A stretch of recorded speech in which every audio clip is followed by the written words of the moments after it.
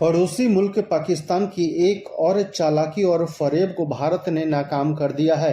दरअसल भारत ने सिंधु जल संधि के नाम पर गठित मध्यस्थ न्यायालय को कानूनी तौर पर अवैध करार दिया है और केंद्र शासित प्रदेश जम्मू कश्मीर में किशनगंगा और रतले पनबिजली परियोजनाओं की क्षमता को लेकर उसके एक तथाकथित पूरक आदेश को खारिज कर दिया है।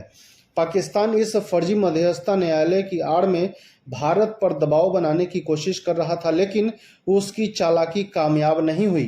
भारतीय विदेश मंत्रालय ने शुक्रवार 27 जून को एक बयान में कहा कि कथित रूप से सिंधु जल संधि 1960 के तहत गठित अवैध मध्यस्थता न्यायालय ने 27 जून दिन शुक्रवार को केंद्र शासित प्रदेश जम्मू कश्मीर में किशनगंगा और रतले पनबिजली परियोजनाओं की क्षमता को लेकर एक तथाकथित पूरक आदेश पारित किया है।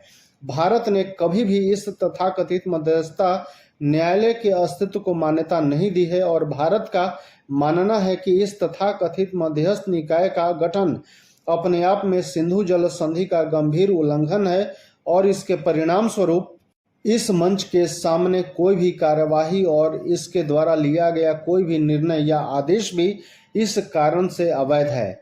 बयान में कहा गया है कि पहलगाम आतंकी हमले के बाद भारत ने अंतर्राष्ट्रीय कानून के तहत एक संप्रभु राष्ट्र के रूप में अपने अधिकारों का प्रयोग करते हुए सिंधु जल संधि पर अमल को तब तक रोक दिया है जब तक कि पाकिस्तान सीमा पार आतंकवाद को अपना समर्थन देना विश्वसनीय तौर पर बंद नहीं कर देता।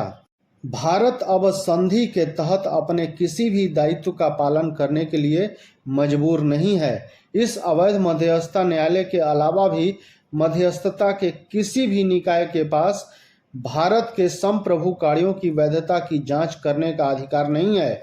इसलिए भारत इस तथाकथित पूरक आदेश को स्पष्ट रूप से अस्वीकार करता है, क्योंकि उसने इस निकाय की सभी पूर्ण घोषणाओं को अस्वीकार किया है।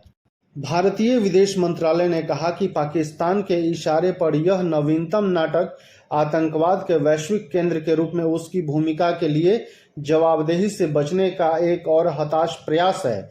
इस मनगढ़ंत मध्यस्थता तंत्र का सहारा लेना पाकिस्तान के दशकों से चले आ रहे धोखे और अंतर्राष्ट्रीय मंचों पर हेराफेरी करने की उसकी आदतों के अनुरूप है। धन्यवाद।